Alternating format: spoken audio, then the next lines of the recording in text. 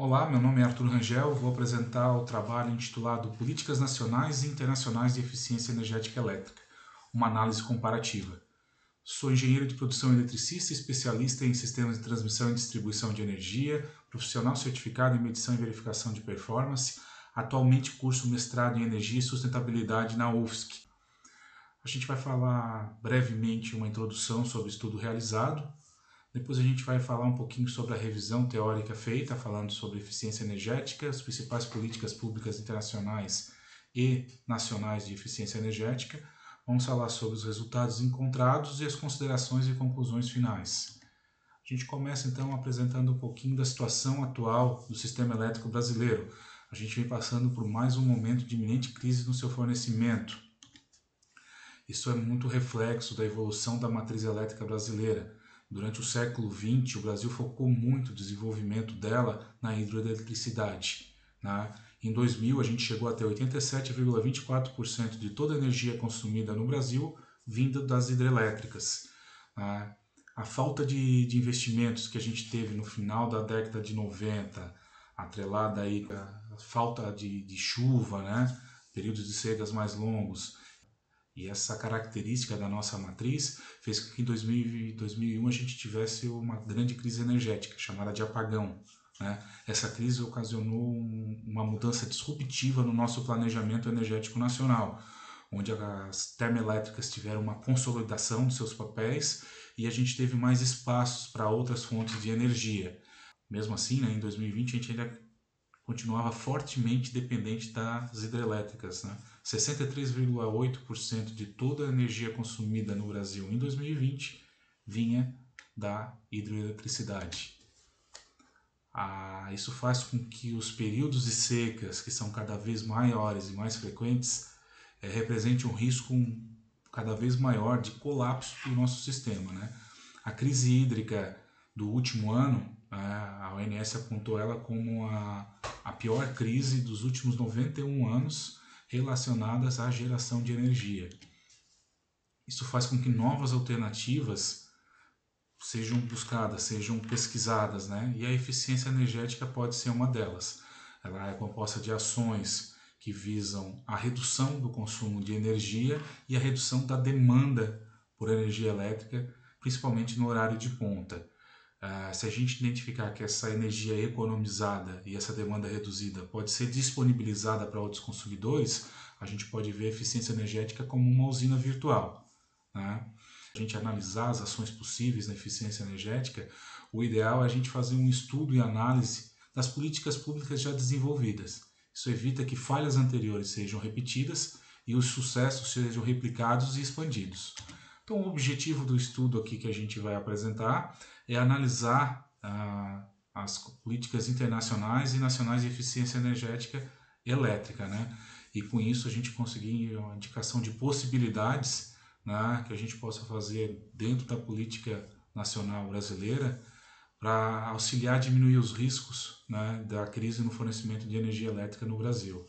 A metodologia que a gente aplicou nesse estudo foi um estudo de caráter qualitativo e exploratório por meio de uma pesquisa bibliográfica e documental. A gente começa a falar um pouquinho sobre eficiência energética, né?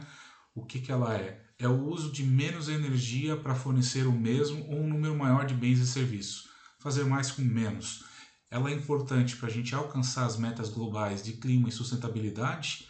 Ela é importante também no processo de transição dessas fontes não renováveis para energias limpas, e também ela é importante no crescimento econômico como um todo, com baixo teor de carbono. Os benefícios que a eficiência energética pode trazer. Ele é um recurso de energia mais rápido, mais barato e mais limpo. Ela tem um potencial de redução na ordem de 20% no uso final de energia. Além disso, a maioria das vezes é mais barato a gente economizar 1 megawatt-hora de energia do que a gente expandir o sistema elétrico para gerar e entregar esse 1 megawatt-hora. Tá? Ele tem a eficiência, ela tem um forte retorno financeiro, tanto para o setor elétrico quanto para o consumidor final. Mas mesmo assim, ela continua sendo subutilizada em todo o mundo. Bom, vamos falar um pouquinho aqui agora sobre as políticas internacionais. Quais seriam essas principais políticas? O que a gente poderia olhar como melhores práticas, né? A gente utilizou o International Energy Efficiency Scorecard como referência para isso. Ele é um relatório que classifica os 25 maiores países consumidores de energia em suas políticas e programas de eficiência energética. Esses 25 maiores países representam 78% de toda a energia consumida no planeta e 80% do produto interno bruto mundial. Né? A gente teve, nesse sentido, a Alemanha e a Itália em primeiro lugar nesse ranking, seguidos por França, Reino Unido, Japão, Espanha, Holanda, China, Taiwan, Estados Unidos e Canadá nas 10 primeiras posições. Então a gente buscou analisar eles e também a gente olhou um pouquinho o México. O México ele teve a maior evolução dentro desse ranking. Ele saltou da 19ª posição em 2016, que foi a penúltima edição, para a 12ª posição em 2018. Quais foram as melhores práticas que a gente identificou então? A gente verificou a priorização do setor industrial nas ações de eficiência energética, a definição de padrões mínimos de eficiência energética para equipamentos, o financiamento de programas de eficiência energética através de taxas na venda de energia em si, subsídios e financiamentos para aquisição de equipamentos eficientes e implantação de novas tecnologias e uma metodologia para comercialização de metas de eficiência energética, os certificados brancos. O que a gente tem no Brasil, então, né? As principais políticas públicas nacionais? A gente cita primeiramente o Plano Nacional de Eficiência Energética. Ele foi publicado em 2011, mas ele é fruto do Plano Nacional de Energia 2030, que foi publicado em 2007. Esse Plano Nacional de Energia 2030 ele foi o primeiro a incorporar a eficiência energética no planejamento energético nacional, a longo prazo. Então, o Plano Nacional de Eficiência Energética visa orientar ações e articulações no âmbito da eficiência energética, mas ainda não se traduziu em novas ações e políticas, porque falta uma articulação do poder público no seu desenvolvimento. Outras políticas de destaque, a gente cita aí o Programa Brasileiro de Etiquetagem, o PROCEL e o Programa de Eficiência Energética da ANEEL. É o programa com maior volume de recursos. Esses recursos vêm oriundos de encargos, taxas sobre a venda de energia elétrica e é uma obrigação legal das distribuidoras. O Programa de Eficiência Energética da ANEEL ele tem um estudo realizado em 2018 que avaliou os projetos executados entre 2008 e 2016 e apontou que apenas as tipologias industrial e de cogeração seriam eficientes, eficazes. A gente fazia um levantamento aí no próprio site da ANEEL, verificando o que foi investido entre 2008 e 2019, a gente verifica que mais de 50% do investimento foi focado no residencial baixa renda, que corresponde a apenas 3,5% do consumo de eletricidade no Brasil. O setor industrial, que é o setor que mais consome energia, ele teve apenas 4,02% do investimento no principal programa de eficiência energética brasileiro. O que a gente pode tirar aqui então? Primeiramente, aqui vamos fazer um comparativo bem básico.